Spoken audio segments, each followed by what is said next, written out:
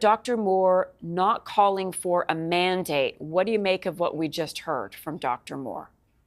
So his language was pretty strong. Like he's urging that people recommend like wear masks indoors in crowded spaces. But I think it's not enough. Like the main spread that we're seeing is among young children.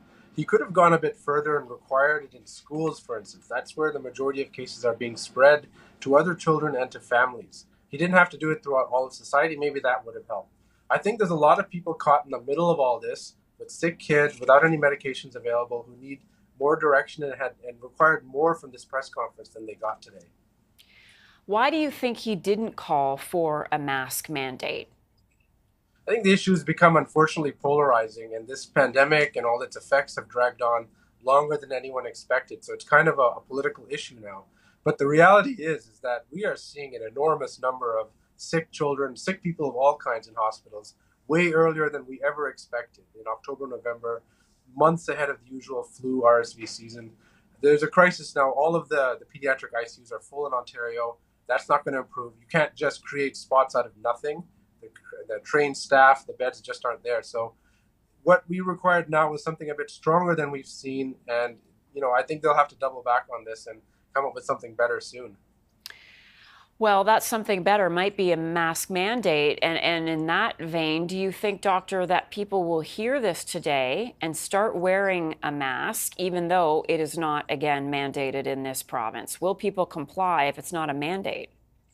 I think people are listening. Like I went out on the weekend. I'd say maybe 20-30% of people in the local mall were wearing it. So I think the awareness is out there. People know, are seeing relatives getting sick, are realizing that there aren't, the medications waiting for them when they get sick.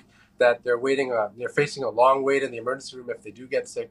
I think the message is getting out there, but still, there's a lot of people in the middle who need, more explicit direction to really slow this thing down. And I think they could have targeted this by trying to slow spread in schools as much as possible. Really do a campaign of slowing things down there with filters, with masks in schools. That's one easy thing they could have done, which they didn't do today.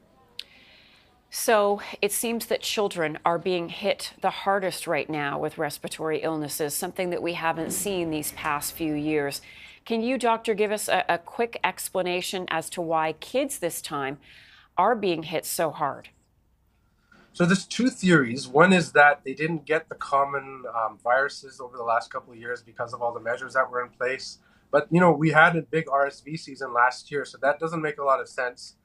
The other theory is that 80% of our kids caught COVID in the last year. Maybe there's some damage to the immune system. It's really not certain which theory is correct, or maybe it's a combination of the two.